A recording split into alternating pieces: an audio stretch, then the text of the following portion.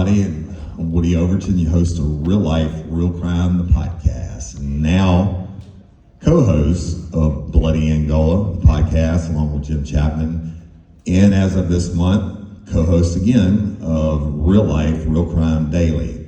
I want to thank Thomas Kane. The music's perfect, brother. We appreciate you. And I want to thank the Chamber for having me speak today. Now, I've got to do a lot of cool things in the past 5 years, Livingston mostly, including speaking at the Peace Officer of the Year award ceremony, Grand Marshal of the Parade last year for Denham Springs. It was pretty cool. I even got to introduce Sheriff Art at his fundraiser dinner. But I'm not from the LP originally, and I'm raw and unscripted, but I'm do what I do, and I'm gonna tell y'all a little story.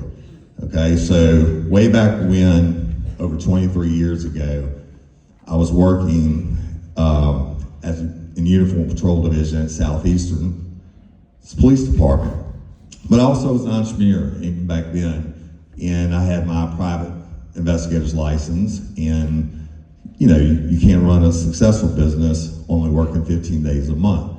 So I hired all cops to work for me on the days that I worked. But all I ever wanted to do was federal law enforcement. And I went through the process for the United States Border Patrol, and I was married at the time, and I had a daughter who wasn't even one yet, and my wife wanted me to go to law school. Well, I didn't want to go to law school. And she said, well, if you don't go to law school, we're gonna get divorced. And I said, well, when I got accepted into the Border Patrol, found out I was gonna be stationed in Eagle Pass, Texas, and there's nothing out there, y'all. I mean, not even a radio station. I assure you, they could use a Chamber of Commerce like Livingston has. But when I found out I got accepted, I ended up getting divorced, and I decided I'm gonna stay local in law enforcement. Now, searching different departments, I looked at the state police, and I'm like, I don't wanna work for them because they do the three things I hate the worst, which is accidents, tickets, and DWIs. So I ended up choosing NOPD. And on the day I went to sign my final paperwork, a transmission blew out on I-55 at Rudock. So I'm like, this is the beginning of the cell phone days. But I called one of the guys that worked for me on his days off, and he was the Livingston Parish deputy. His name was Adam Rice. I'm like, bro, you gotta come get me. He said, nope. I said, what do you mean though? He said, I'm not coming to get you unless you come talk to Sheriff Willie Graves. I said, dude, I am not going to work in Livingston Parish, all right? You know, the butt of all the jokes and everything, but he had been riding me for a while to come meet Sheriff Graves. Long story short, he came and picked me up, brought me directly to Sheriff Graves' office, and Sheriff Graves kept me in there 45 minutes the first time he met me, and before I left, he offered me a job, and I took it. So then I transplanted to Livingston Parish. Great sheriff's office. Hey, y'all, back then, into where it is now. It was great back then, but what the Sheriff's Office done is amazing. We had 8 general detectives that served everything from theft of a garbage can to homicide, right? And now I think they have over 30-something detectives in specialized divisions, and they keep growing. They have more deputies than I can even begin to imagine. But so I did some time in Livingston Parish Sheriff's Office, not prison time. I did some time, worked up from Uniform Patrol to detectives, and then I became the first state licensed and board certified polygraphist for the Sheriff's Office. Not to be confused with polygamist, because although I love my wife dearly, I don't want more than one of her, right? Then I would go on to the state police. In 2013, when I retired myself from law enforcement, I had my private polygraph business. And that morphed into defense consulting. And I became certified in all U.S. federal courts as an expert witness in law enforcement matters. So I began to travel the country, working, right? Always gone, even had an apartment in Dallas, even though my home was in Marpole. And by this time I'm remarried to my beautiful bride, and I all their children are in school, and my wife was a teacher from Marpaw. And I'm traveling the country all the time, and I came in one weekend for hunting season. Went to the hunting camp, and it was going to be bad weather, or hot weather, not a good time to hunt. So I called my wife and I said, you know what, pack up, come and get you, I'm gonna take you to the boat for the weekend. So I did, and we're driving out of the parish, and I passed some place, and I started telling a story about some crime I'd worked as a detective there. And she said, you really need to start a podcast. I'm like, what's a podcast? She said, well, everybody loves your stories and everybody loves your voice. You need to start a podcast. And she said, you know, the true crime genre is #1 in the world. I mean, seriously, I'd never heard the word, right? And so I said, well, put on the #1 true crime show in the world. And she did, and it took about 2 minutes. I was like, turn it off, please, right? I said, well, put on another one. She put on another one. I'm listening to it. I'm like, boring. I said, you know what? They want me to tell, you want me to tell a story? I'll tell a story. And in retrospect, the first podcast I ever did, I probably shouldn't start out with it. It was about a guy and his wife, and he had been raping kids for over 40 years. But the end of the story was, we got a 4 life sentences, and it took them longer to pick the jury foreman than it did for them to come back with a guilty verdict. Now, what happens? Kind of went viral, right? Because unlike the other people who research everything on the internet and read scripts, I don't do that. I'm not politically correct. I probably use too many foul words, but I tell my stories, okay? And I go from my mind. And in 5.5 months, I won People's Choice Podcast of the Year Award for Best Drama and Storyteller in the World, all right? So we're growing, we're rolling along. At 1 year, I hit 1 million listeners and had won the award.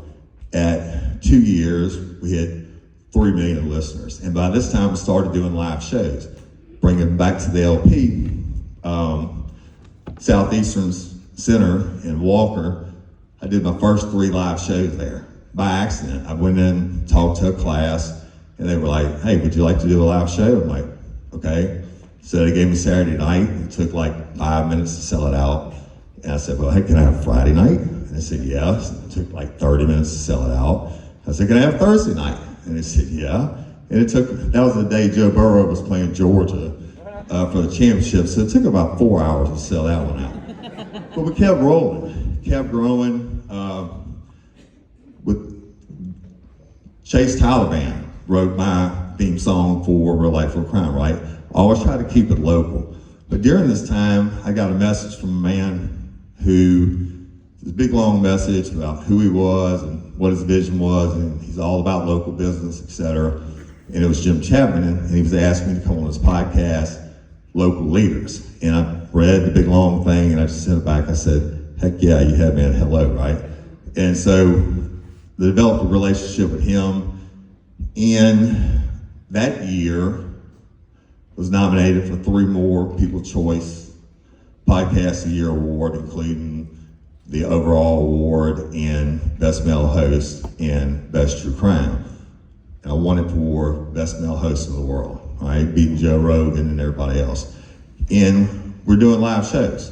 And I picked up LOPA, Louisiana Organ Procurement Agency. That's my jam. Those are my people I sponsor. So we started raising money for them and at the live, selling raffle tickets and doing the live shows, etc. And last year, continued to grow. And Jim Chapman and Vision Podcast Studios became my full-time producer. Tiffany Seacard, I know y'all know her. She gets it done for us every day in so many ways.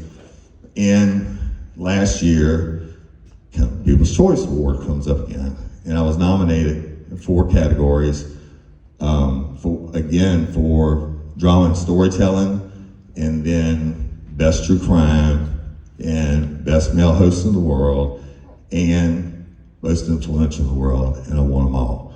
But Jim and I decided, hey, we always knew we wanted to do something together, So we started Bloody Angola and the first season was supported totally by local businesses, all the commercials. We did it, our first drop went to number 5 in the world on Apple iTunes under documentaries. So, still growing, started Real Life Real Crime Daily now, just came out in January. Our numbers are bigger than anything we've ever done. And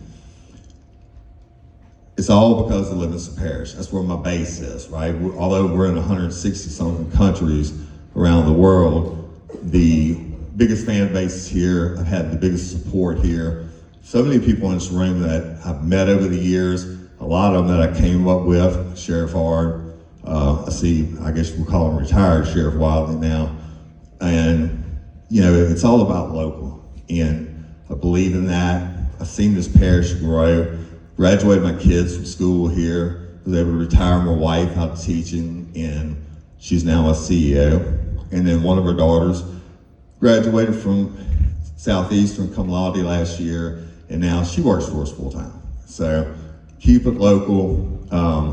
I can tell you from 23 years ago when I started here and I didn't know anyone, how this place has grown.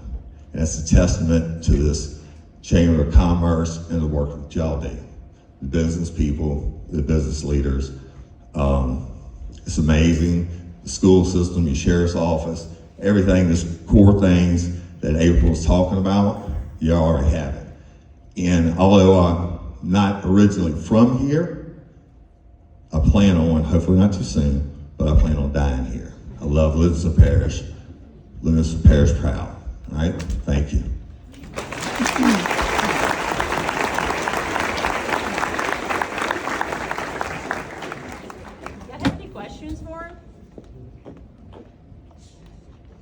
Any questions? Any questions? Thank you. How do you get your teeth so white? No kidding, man. This looks great. That was awesome. A round of applause for Woody and your success, tremendous success, and Jim working with you and all of those fun things.